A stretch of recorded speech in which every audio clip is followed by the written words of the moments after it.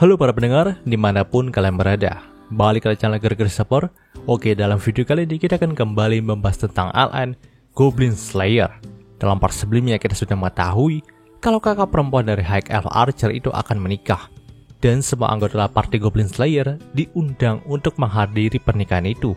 Makanya, mereka pun langsung mengambil cuti untuk melakukan perjalanan ke hutan Raja Elf. Namun mereka juga mengajak gadis sapi dan gadis guild untuk ikut perjalanan kali ini. Dalam part kali ini, panel cerita pun berpindah sedikit kepada seorang gadis yang berlari di tepian sungai dekat hutan Raja Elf. Waktu itu sang gadis pun nampak terluka pada bagian kaki karena terkena sesuatu nih. Dia pun penuh keringat dan terus berlari di tepian sungai. Dalam hatinya, dia berkata kenapa hal ini terjadi pada party mereka. Perahu yang mereka naiki tenggelam dan sekarang dia harus dikejar-kejar oleh goblin seperti ini. Ya, dia terus mempertanyakan nasib sialnya kepada dewa. Tapi yang jelas sekarang, dia itu harus menemukan kakaknya terlebih dahulu agar mereka bisa lari bersama dari kondisi ini. Namun di tengah pelariannya, dia pun melihat ada sebuah mayat rusak yang tubuhnya tertusuk batang pohon seperti sedang disate, teman-teman. Tentu sang gadis pun terkejut dengan hal itu. Dia pun tidak berhenti gemetar ketika melewatinya. Namun karena kecepatan larinya melambat, dia malah berakhir dikepung sama goblin lalu bernasib sama seperti mayat tadi. Ya, tubuh gadis itu ditusuk oleh para goblin bagaikan sebuah sate. Dan yang lebih ironisnya lagi, ternyata mayat yang gadis tadi lihat adalah mayat dari kakaknya sendiri. Ya, itulah akhir dari mereka yang tidak berhati-hati dengan goblin. Panel cerita pun berpindah ke kota air. Saat itu, party Goblin Slayer ditambah gadis sapi dan gadis guild sengaja mampir ke sana untuk mengantar tablet tanah liat kepada Sword Maiden. Ya, dalam part sebelumnya, kita sudah lihat kalau party Goblin Slayer menemukan sebuah tablet tanah liat di sarang goblin. Tapi, karena mereka tidak bisa membaca isi tablet tanah liat itu, mereka pun memutuskan untuk membawanya kepada Sword Maiden. Siapa tahu, dia bisa membaca yang terukir di sana. Oh ya, saat itu mereka pun terbagi menjadi dua tim, di mana Goblin Slayer akan mengantarkan tablet ini kepada Sword Maiden, sementara gadis sapi, gadis guild, dan sisa party Goblin Slayer yang lain pergi ke toko untuk berbelanja pakaian, juga bahan makanan. Karena memang perjalanan mereka kali ini akan memakan waktu yang cukup lama. Maka dari itu, mereka perlu mempersiapkan semuanya. Nah, di sini Goblin Slayer pun mendorong gerobak tempat tablet tanah itu berada untuk sampai ke tempat Sword Maiden. Dan lagi, karena memang pakaian Goblin Slayer itu nampak tidak wajar, para warga kota air pun membicarakan penampilannya. Ya, armor kotor dari Goblin Slayer nampak kurang diterima oleh warga di sana. Padahal, kalau kita flashback pada season 1, party Goblin Slayer lah yang menghadirkan kasus kemunculan goblin di kota ini. Ya, ironis memang. Panel cerita pun berpindah ke kapal kota air. Saat itu Sword Maiden pun senang nih ketika melihat kedatangan dari Goblin Slayer. Dan seperti biasa dia juga sempat menggoda Goblin Slayer karena gak bisa dipungkiri kalau wanita ini menyukai Goblin Slayer. Bukan karena hanya wajah Goblin Slayer yang tampan, tapi karena Goblin Slayer lah yang mengurangi rasa takutnya terhadap goblin. Bahkan dikatakan sekarang ini Sword Maiden bisa tidur dengan lelap di malam hari. Itu semua berkat usaha keras dari Goblin Slayer. Namun seperti biasa, karena MC kita cuma mikirin goblin aja, jadi dia pun tidak terlalu memperhatikan rasa suka Sword Maiden dan hanya memberikan tablet tanah liat itu kepadanya. Saat itu, Sword Maiden berkata kalau dia mengira tulisan dari tablet ini berasal dari bahasa kuno dan kemungkinan mengandung sihir juga. Tapi dia tidak bisa menerjemahkannya sekarang. Dia akan membawa ini ke perpustakaan untuk diterjemahkan nantinya. Di sini Goblin Slayer pun senang mendengarnya. Tapi kalau memang dalam tablet itu tidak ada sangkut pautnya dengan goblin, maka dia tidak tertarik lagi. Nah, saat Goblin Slayer hendak pamit, Sword Maiden pun tanya kemana Goblin Slayer itu akan pergi. Mendengarkan hal itu, dia pun menjawab kalau kali ini dia hanya diundang oleh teman elfnya untuk menghadiri pernikahan kakak perempuannya di hutan Raja Elf. Maka dari itu dia harus bergegas sekarang. Tapi di sini Sword Maiden pun memperingatkan Goblin Slayer kalau ada banyak sekali kasus kapal tenggelam belakangan ini, dan kemungkinan itu adalah ulah dari para goblin yang menghuni hulu sungai dekat sini. Jadi mereka harus berhati-hati nantinya jika akan naik perahu untuk pergi ke hutan Raja Elf. Mendengarkan hal itu, Goblin Slayer pun mengiyakannya, lalu pergi begitu saja. Panel cerita pun berpindah ke perahu yang digunakan party Goblin Slayer untuk menuju hutan Raja Elf. Nah, benar seperti apa yang dikatakan oleh Sword Maiden. Di tengah perjalanan menuju hutan Raja Elf, perahu mereka pun diserang oleh sekumpulan goblin. Dan mereka bukan goblin biasa. Yang menyerang perahu party mereka adalah Goblin Raider. Ya, Goblin Raider ini adalah goblin yang bisa mengendari serigala, teman-teman. Di sini, dengan sigap Priestess pun langsung merapal mantra perlindungan kepada kapal mereka. Karena memang nih para Goblin Raider tadi tidak hanya menghujani kapal mereka dengan panas saja, tapi juga dengan berbagai batu dan sampah. Mungkin ini adalah cara yang mereka lakukan untuk menenggelamkan kapal-kapal yang melintas di sungai ini sebelumnya. Nah, sementara Priestess mengurusi pertahanan, di sini High Elf Archer pun menembak para goblin itu dengan anak panahnya.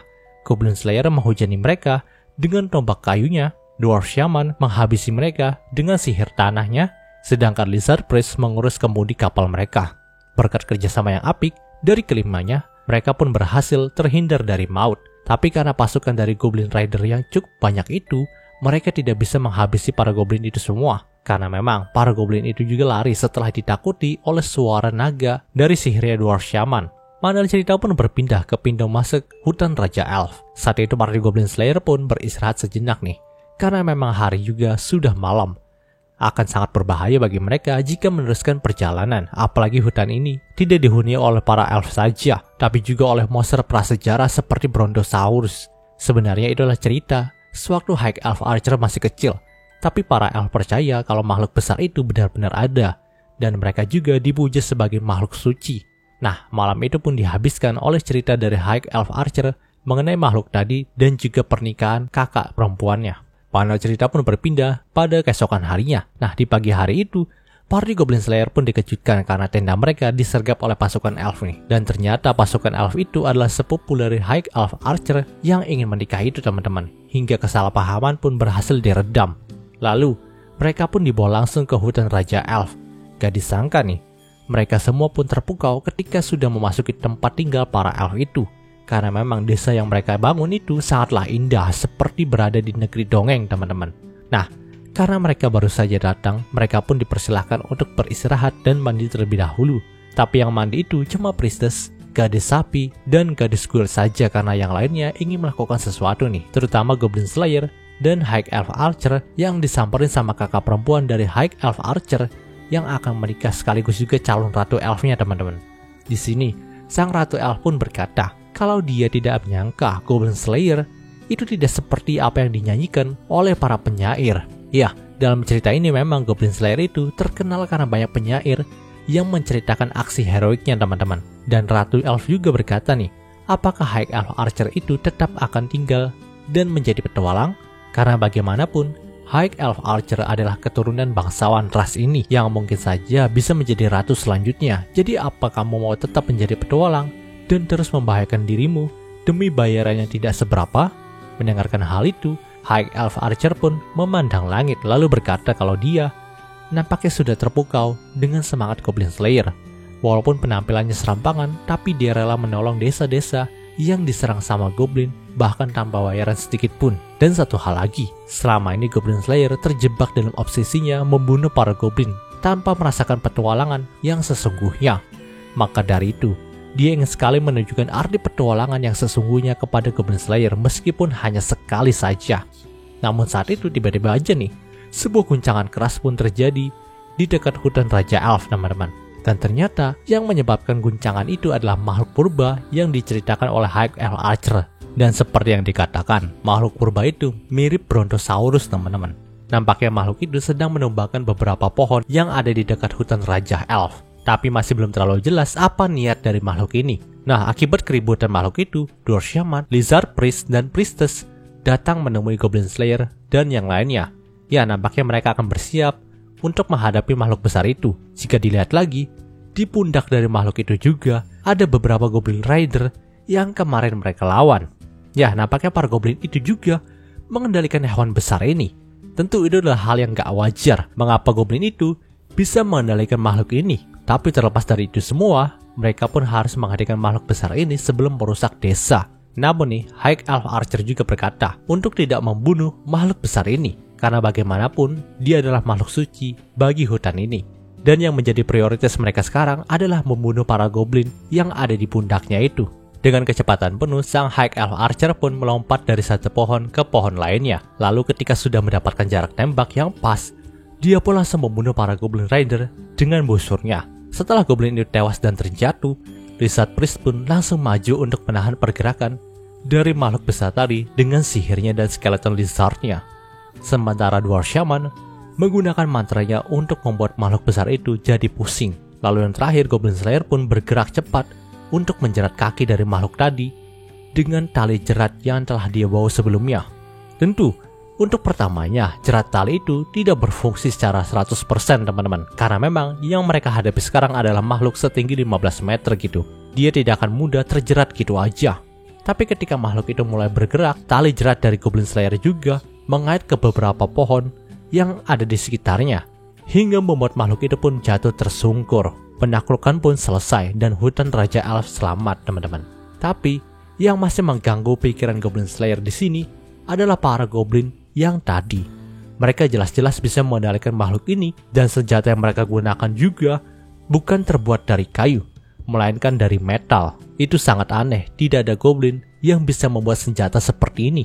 Jadi apakah ada orang yang memasok senjata untuk mereka lalu menugaskan mereka untuk menghancurkan tempat tinggal para elf ini ya? Itulah yang terus dipikirkan oleh Goblin Slayer. Panel cerita pun berpindah ke malam harinya. Nah, party Goblin Slayer kan tadi sudah menyelamatkan desa mereka nih. Namun para tetua desa itu malah ingin menghukum party Goblin Slayer karena mereka itu menyerang dan menjerat makhluk suci gitu. Tentu, itu adalah pikiran yang konyol. Dan High Elf Archer pun tidak senang dengan pemikiran para tetua desa. Jadi dia pun langsung pergi dari rapat desanya. Nah, nggak disangka High Elf Archer juga kembali disamperin sama kakak perempuannya nih. Di sini sang kakak juga mengaku kalau dia tidak suka dengan pemikiran para tetua desa yang tadi. Tapi apakah memang High Elf Archer tetap akan menjadi petualang seperti ini? Umur manusia tidak sama dengan mereka. Suatu hari nanti teman-teman partinya akan mati terlebih dahulu. Mendengarkan hal itu, High Elf Archer pun membenarkannya. Tapi memang saat ini dia sudah nyaman dengan pekerjaannya. Mungkin saja teman-temannya akan mati besok karena tidak ada yang tahu mengenai keselamatan suatu makhluk. Tapi dia ingin menikmati kebersamaan mereka sampai akhir. Kalaupun nantinya dia akan bersedih, tapi dia tidak menyesalinya. Dia akan tetap bersama teman-temannya hingga ajal mereka menjemput. Nampaknya sang kakak pun tidak bisa berkata apapun lagi. Tapi yang terpenting bagi dirinya, High Elf Archer itu harus tetap selamat hingga akhir. Panel cerita pun berpindah ke Goblin Slayer, Dwarf Shaman, Lizard Priest, dan Elf yang akan menjadi suami dari kakaknya High Elf Archer. Di sini mereka pun sedang berdiskusi mengenai goblin yang tadi. Kenyataan kalau para goblin sudah memiliki sarang di dekat sini tidak terhindarkan.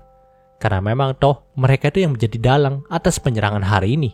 Dan nampaknya Goblin Slayer juga akan menelusuri sarang dari para goblin itu untuk memusnahkannya. Karena sudah menjadi tugasnya untuk membasmi para goblin. Dan dia juga tidak mau para elf di sini akan menderita karena serangan para goblin tadi. Karena memang nih, dia melihat kalau tetua desa ini tidak ingin bertindak cepat untuk mengurus tentang masalah goblin ini. Dan cerita di part ini pun berakhir. Oke, mungkin itu pembahasan singkat untuk Goblin Slayer-nya kali ini. Jika kalian suka video ini, jangan lupa untuk like, comment, dan subscribe, dan juga share agar gue lebih semangat lagi dalam membuat video dalam channel ini. Terima kasih telah mendengarkan sampai detik ini. Gue Gary Christopher, signing off.